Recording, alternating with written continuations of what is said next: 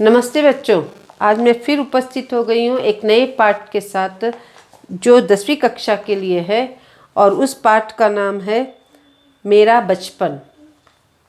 मेरा बचपन इसके लेखक जो है डॉक्टर APJ अब्दुल कलाम है। तो ये जो है इनकी खुद की जो है आत्मकथा है। ठीक है, इन्होंने अपनी खुद की आत्मकथा लिखी है इस पाठ में। तो यहाँ पर जो है वो सबसे पहले जो है हम उनका छोटा सा परिचय देखेंगे। ठीक है, उनका जन्म कहाँ हुआ और उन्होंने क्या कार्य किए। तो परिचय ऐसे है कि अब्दुल कलाम जी का जन्म जो है 15 अक्टूबर सन 1931 अर्थात 15 अक्टूबर 1931 को उनका जन्म हुआ। बड़े वैज्ञानिक डॉक्टर APJ अब्दुल कलाम जी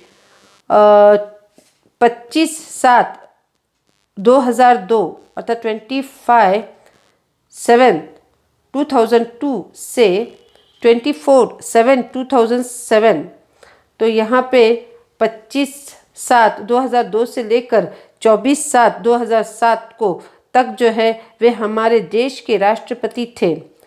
देश के आदर्श तथा जनवादी राष्ट्रपति के नाम से भारत के हृदय में, भारतवासियों के हृदय में ये बसे हुए थे। तो इन्होंने जो राष्ट्रपति रहे ये कब से 2002 से लेकर 2007 2002 से लेकर 2007 तक ये हमारे राष्ट्रपति रहे और जो है सभी के दिलों में क्या है बस चुके थे। सभी लोग जो है उन्हें पसंद करते थे। तो यहाँ पर इनका संक्षिप्त इतना ही परिचय है। ठीक है, अब जो है उन्होंने जो ये पाठ लिखा मेरा बचपन, ये उनके खुद की क्या है आत्मकथा है, जिसमें उन्होंने जो है अपने माता पिता, अपने मित्र, अपने जो भी पहचान के जो लोग हैं उन्हें, और फिर इस पाठ में धर्म के बारे में और जो उद्योग के बारे में, हर एक के बारे में उन्होंने बताया है कि उनके साथ क्या क्या हुआ है। ठीक है, हर एक का उन्होंने यहाँ पे बात की है, हर एक के बारे में। तो अब पहले हम इनका जो है आशय, ये पाठ लिखने का क्या आशय है ये पढ़ेंगे। उन्होंने ये पाठ इसलिए लिखा कि इस पाठ के द्वारा जो है छात्र जो है अपना जीवन जो है सादगी से गुजारे। ठीक है, और धर्म के राह पर चले, और दूसरा जो है सभी मिलजुल कर रहे, सब में एकता रहे, और किताबें जो है पढ़ते रहे, उसका प्रयोजन करते रहे। जो भी किताबें पढ़ रहे हैं उसका प्रयोजन करते रहे, वो प्रयोग में लाए। जो किताबों में तुम लोग पढ़ते हैं वो प्रयोजन करें या उसका प्रयोग करें, ये सब जो है उनका आशय था। ठीक है, अब उनकी जो है कहानी हम पढ़ेंगे, मेरा बचपन। अब्दुल कलाम कहते हैं, मेरा जन्म मद्रास राज्य, मद्रास तमिलनाडु के यहाँ पर है। मेरा जन्म मद्रास राज्य के रामेश्वर कस्बे में एक मध्यवर्गीय परिवार में हुआ था। इनका जन्म जो था, प्रश्न पूछा जाएगा तो ये बहुत महत्वपूर्ण प्रश्न है। इनका जन्म कहाँ हुआ था? मद्रास राज्य में के रामेश्वरम कस्बे में। ठीक है, इनका जन्म जो है मद्रास राज्य के रामेश्वरम कस्बे में हुआ था, जो बहुत मध्यवर्गीय परिवार था। ठीक है, मेरे पिता जैनुल आबदीन की कोई बहुत अच्छी औपचारिक शिक्षा नहीं हुई थी। अब ये कहते हैं उनके पिता का नाम जो था जैनुल आबदीन, नाम याद रखें, उनके पिता का नाम था जैनुल आबदीन। वे जो है बहुत एजुकेटेड नहीं थे, ज़्यादा पढ़े लिखे नहीं थे। ठीक है, औपचारिक शिक्षा अर्थात ज़्यादा पढ़े लिखे नहीं थे, और न ही वे कोई बहुत धनी व्यक्ति थे और ना ही वो बहुत पैसे वाले थे, श्रीमंत थे। ठीक है, रिच थे। ठीक है, तो यहाँ पे उन्होंने ये कहा है, इसके बावजूद वे बुद्धिमान थे और उनमें उदारता की सच्ची भावना थी। वे शिक्षित नहीं थे, ज़्यादा पढ़े लिखे नहीं थे और ज़्यादा पैसे वाले भी नहीं थे, मगर इसके बावजूद भी, इसके अलावा भी क्या है, वे जो है उदारवादी थे और बहुत ही बुद्धिमान थे, बहुत इंटेलिजेंट थे वो। और उदारवादी अर्थात दयालु, दूसरों की सहायता करना, गरीबों की मदद करना, दयालु थे, उदारवादी अर्थात दयालु थे और बहुत ही बुद्धिमान थे, इंटेलिजेंट थे, ठीक है, होशियार थे। मेरी माँ आशिया माँ उनकी आदर्श जीवन संगिनी थी और इनकी माँ का नाम था, क्या था, आशिया माँ। याद रहे, प्रश्न पूछा जाएगा कि अब्दुल कलाम की माँ का नाम क्या था, तो आशिया माँ था। और जो उनकी जो है पत्नी थी, किसकी, जैनुल आबदीन की पत्नी थी। मेरे माता पिता को हमारे समाज में एक आदर्श दंपति के रूप में देखा जाता था, अर्थात आइडियल दंपति, अर्थात आइडियल के रूप में देखा दंपति, ठीक है, दंपति के रूप में देखा जाता था, आइडियल के रूप में देखा जाता था उन्हें। सभी लोग जो है उन्हें एक आइडियल समझते थे, ठीक है। मैं कई बच्चों में से एक था, लंबे चौड़े व सुंदर माता पिता का, छोटी कद काठी का, साधारण सा दिखने वाला बच्चा। आपने अब्दुल कलाम जी को देखा होगा कि वो कैसे थे दिखने में, एकदम छोटी काठी के और क्या थे, दुबले पतले से थे और साधारण थे, अर्थात तो इतने गोरे नहीं थे, सांवले थे। तो यहाँ पर सादी काठी के थे, साधारण सा दिखने वाले बच्चा था। तो और इनके माता पिता जो थे एकदम लंबे चौड़े गोरे थे, हाइट वाले थे, जहाँ मोटे थे और गोरे थे। मगर ये जो थे कद में जो है शॉर्ट थे, अर्थात हाइट में शॉर्ट थे, कद छोटा था और क्या थे, सांवला रंग था, तो दिखने में ठीक ठाक थे।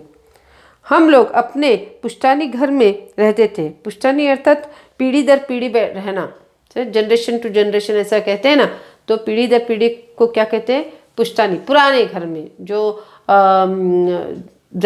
जो अब्दुल कलाम के पिताजी थे, फिर उनके पिताजी, फिर उनके पिताजी जो है उस घर में रहते थे, उसे पुश्तैनी कहते हैं। तो प्रश्न पूछा जाएगा कि अब्दुल कलाम कहाँ रहते थे, तो पुश्तैनी घर में रहते थे। उत्तर याद रखे, पुश्तैनी घर में रहते थे।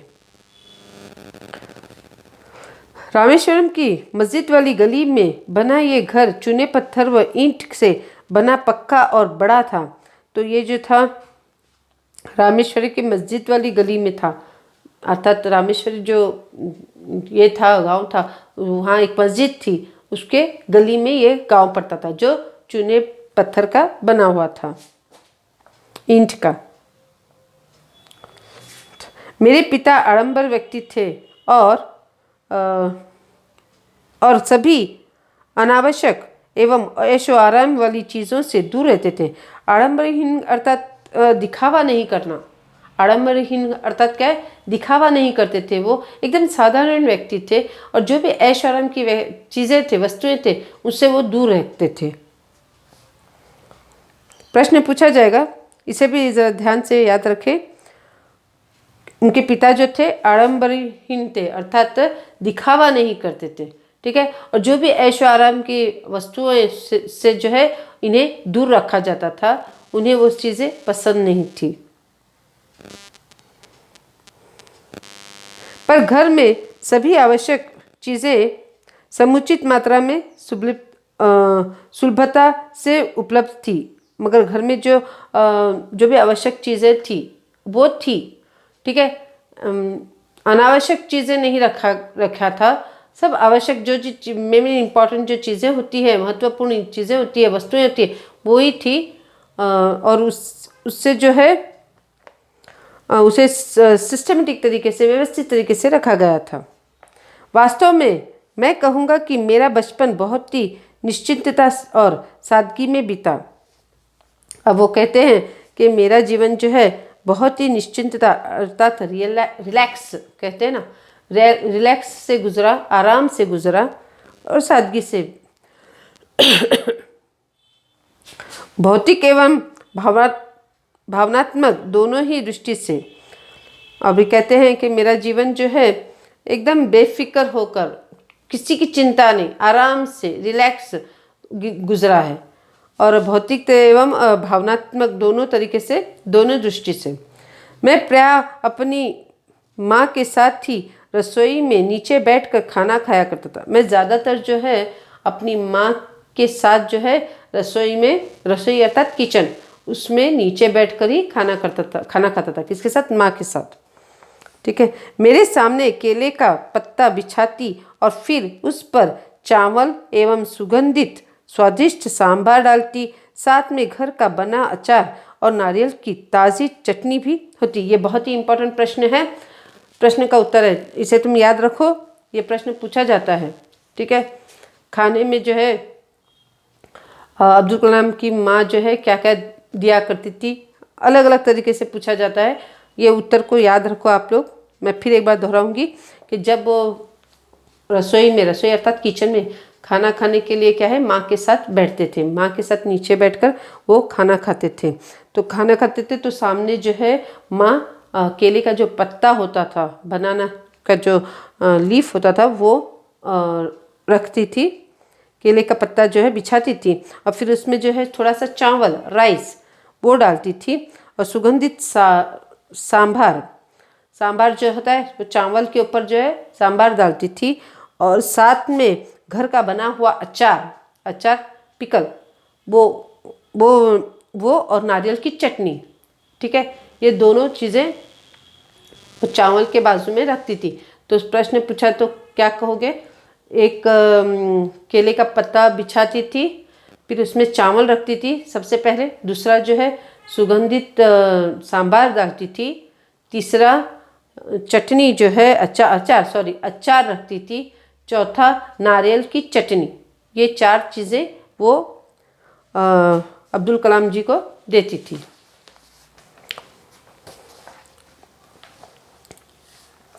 प्रतिष्ठित शिव मंदिर जिसके कारण रामेश्वरम प्रसिद्ध तीर्थ स्थल है। अब रामेश्वर किसके लिए प्रसिद्ध है? तो तीर्थ स्थल के लिए। ठीक है। इसके लिए रामेश्वर प्रसिद्ध है। इसका जो है, और वहाँ पर क्या था? रामेश्वरम में एक शिव मंदिर था। प्रश्न पूछा जाएगा कि हमारे रामेश्वर में क्या है, तो शिव मंदिर था।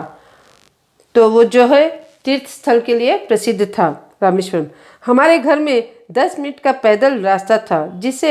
जिस इलाके में हम रहते थे वह मुस्लिम बहुल था, लेकिन वहाँ कुछ हिंदू परिवार भी थे। अब ये जहाँ रहते थे वहाँ पे मुस्लिम, बहुत से मुसलमान थे, मगर कुछ हिंदू भी थे वहाँ पे, जो अपने मुसलमान पड़ोसियों के साथ मिलजुल कर रहते थे।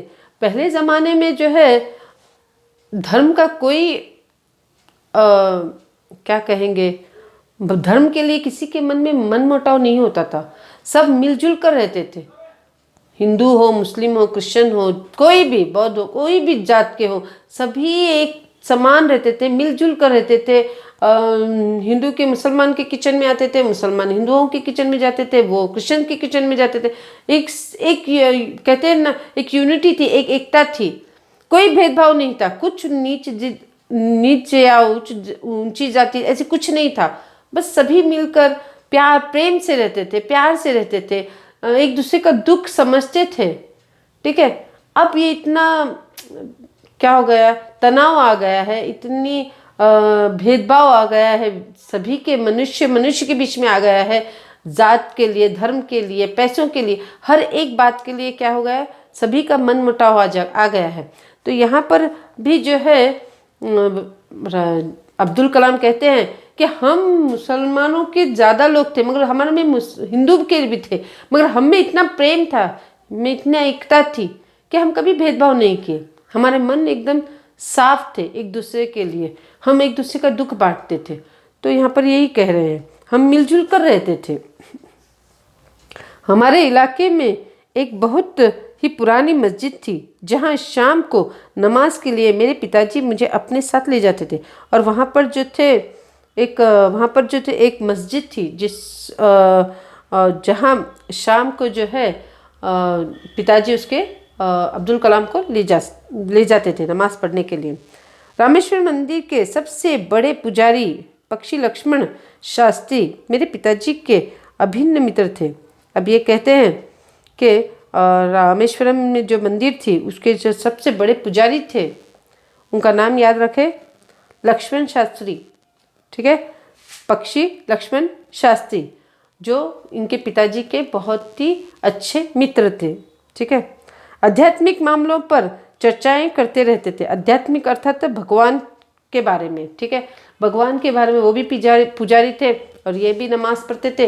तो भगवान के बारे में क्या है, एक दूसरे के धर्मों के भगवानों के बारे में क्या है, चर्चा करते थे, चर्चा करते थे, झगड़ा नहीं करते थे, ठीक है, चर्चा करते थे और मालूमात लेते थे या फिर इंफॉर्मेशन लेते थे, एक दूसरे से बातचीत करते थे। जब मैं प्रश्न पूछने लायक बड़ा हुआ तो मैंने पिताजी से नमाज की प्रासंगिकता के बारे में पूछा। अब जब अब्दुल कलाम जी जो है बड़े होने लगे, समझदार थोड़े होने लगे, तो उन्होंने नमाज के बारे में अपने पिताजी से पूछा। जब तुम, अब ये प्रश्न बहुत ही इंपॉर्टेंट है, बार बार पूछा गया है, देख लीजिए।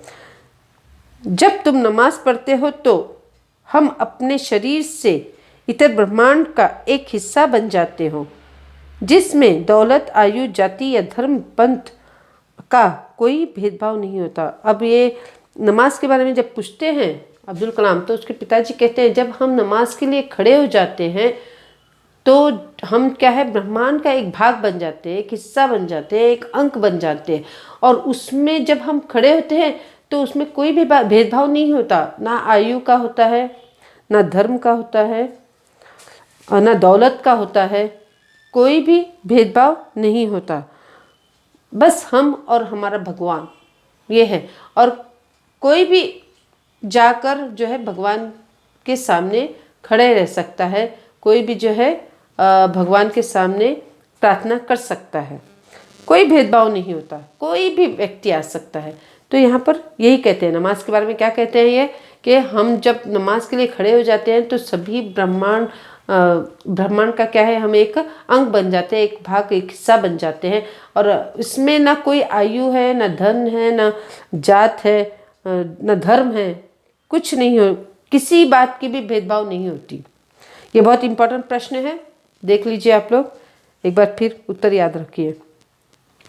मुझे याद है पिताजी की दिनचर्या फूटने के पहले ही सुबह 4 बजे नमाज पढ़ने के साथ शुरू हो जाती थी। अब कितने बजे उठते थे उनके पिताजी? सुबह 4 बजे। प्रश्न पूछा जाएगा, सुबह 4 बजे जो है वे नमाज के लिए उठते थे। नमाज के बाद वे हमारे नारियल के बाग जाया करते।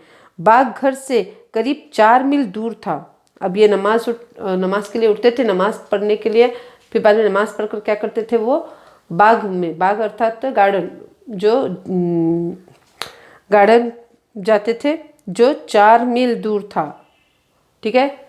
4 मील, कितना मील दूर था? 4 मील दूर था। इंपॉर्टेंट होगा, प्रश्न पूछा जाएगा। तो ये 4 मील दूर बाग था। तो करीब दर्जन भर नारियल, और कौन सा बाग था, कौन सा गार्डन था वो? नारियल का गार्डन था, ठीक, नारियल का बाग था। तो वहाँ 4 मील दूर वो नमाज के लिए 4 बजे उठते थे, उठकर नमाज वगैरह पढ़ लेते थे, फिर 4 मील दूर अपने गार्डन, नारियल के गार्डन को, नारियल के बागीचे को चले जाते थे। और एक दर्जन भर, दर्जन का अर्थ है 12, ठीक है, एक दर्जन भर नारियल कंधे पर लिए पिताजी घर लौटते और उसके बाद ही उनका नाश्ता होता। एक दर्जन नारियल लेकर वो क्या करते, घर आते, और तब उसके बाद उनका नाश्ता हो जाता था। मैंने अपनी विज्ञान एवं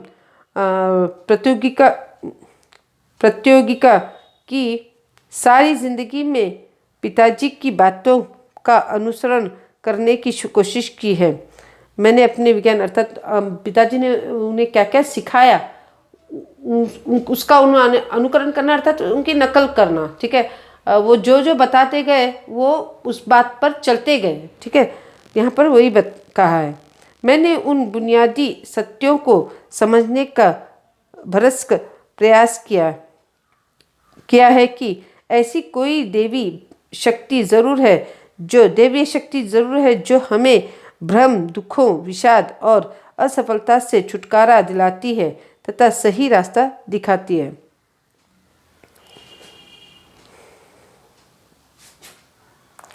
अब अब्दुल कलाम जी कहते हैं कि मुझे पिताजी ने जो भी सिखाया, अच्छी बातें सिखाई, उस पथ पर मैं चलता गया, और मैं जब भी सत्य पर चला तो मुझे जो है एक तरह से एक शक्ति, दिव्य शक्ति हमारे मन में, एक हमारे हृदय में जो एक बल आता है, जब भी हम अच्छे काम करने जाते हैं, हम अच्छे पथ पर चलते हैं या अच्छा कार्य करते हैं, उस वक्त जो है किसी की सहायता बोलो या किसी की मदद बोलो, जो भी है अच्छा कार्य करते हैं, तो हमारे मन में, हमारे हृदय में एक बल आता है, एक शक्ति आती है, ठीक है, जो इन सभी असफलता बोलो, विषाद बोलो, दुखों को जो है छुटकारा दिलाती है, इस चीज़ों से, इस वस्तु, इस भावों से जो छुटकारा दिलाती है और हमें रास्ता दिखाती चली जाती है, हमें सफलता की राह पर ले जाती है। अगर हम अच्छे कार्य कर रहे हैं, ईमानदारी से चल रहे हैं, ठीक है, जो भी उनके पिताजी ने उन्हें जो भी रास्ता बताया है, तो उसका अनुकरण करते हुए कोशिश की उन्होंने, और क्या है, सत्य की राह पर चलना शुरू किया। सत्य की राह में कठिनाइयाँ ना ही समझो विषाद हो या दुख हो या असफलता हो, ये सब क्या है, इन चीज़ों से वो छुटकारा पाते हुए उस पथ पर चलने लगे, सत्य की राह पर, सच्चाई की राह पर चलते गए, और उन्हें कोई भी कठिनाइयों का सामना करना नहीं पड़ा। जब पिताजी ने लकड़ी की नौकाएं बनाने का काम शुरू किया, उस समय मैं 6 साल का था। प्रश्न पूछा जाएगा कि अब्दुल कलाम के पिताजी क्या काम करते थे, तो नौकाएं बनाना शुरू किया उन्होंने। नौकाएं अर्थात नाव, बोट जो बोलते हैं वो, तो उन्होंने क्या है, लकड़ी की जो है नौकाएं बनानी शुरू की। तो उस वक्त उनकी जो उम्र थी, या उनकी जो उम्र थी वो थी 6 साल, ठीक है। नौकाएं तीर्थयात्रियों को रामेश्वरम से धनुषकोटी तक ले जाने का काम करती थी। तो नौकाएं जो है तीर्थयात्रियों को जो है रामेश्वरम से धनुषकोटी को क्या करती थी, ले जाने का और ले आने का काम करती थी। उन्होंने जो नौकाएं बनाई थी वो जो है रामेश्वरम से धनुषकोटी, और फिर धनुषकोटी से रामेश्वर को ले जाने का और ले आने का काम करती थी उनकी नौकाएं। उनकी नौकाएं जब उन्होंने बनानी शुरू की, तो उस वक्त जो है अब्दुल कलाम की जो एज थी, उनकी जो उम्र थी वो थी 6 साल।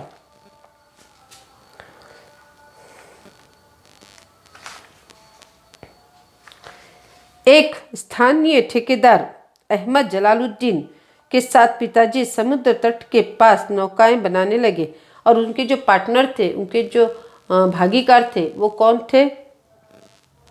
स्थानीय ठेकेदार का अर्थ है कॉन्ट्रैक्टर, ठीक है।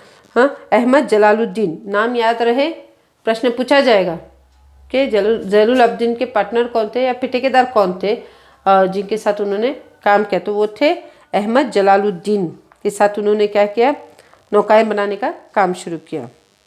बाद में अहमद जलालुद्दीन की मेरी बड़ी बहन ज़ोहरा के साथ शादी हो गई। इनकी बड़ी बहन का नाम था ज़ोहरा, नाम याद रहे, प्रश्न पूछा जाएगा फिर कि अब्दुल कलाम की बड़ी बहन का नाम क्या था, तो ज़ोहरा। उनके साथ जो है जलालुद्दीन की शादी हो जाती है, ठीक है। नौकाओं को आकार लेते हुए मैं गौर से देखता था। पिताजी का कारोबार काफ़ी अच्छा चल रहा था। अब जो है, जो भी नौकाओं का बिजनेस चल रहा था, जो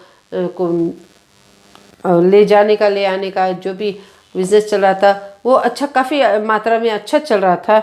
और क्या है, जो भी कारोबार है पिताजी का, वो आगे बढ़ता जा रहा था, सफलता की सीढ़ी चढ़ रहा था। एक दिन 100 मील प्रति घंटे की रफ्तार से हवा चली और समुद्र में तूफान आ गया। एक दिन की बात है कि 100 मील प्रति घंटे की रफ्तार में जो है एक समुद्र में क्या हो गया, तूफान आ गया। तूफान में सतर्कराई के कुछ लोग और हमारी नावें बह गई।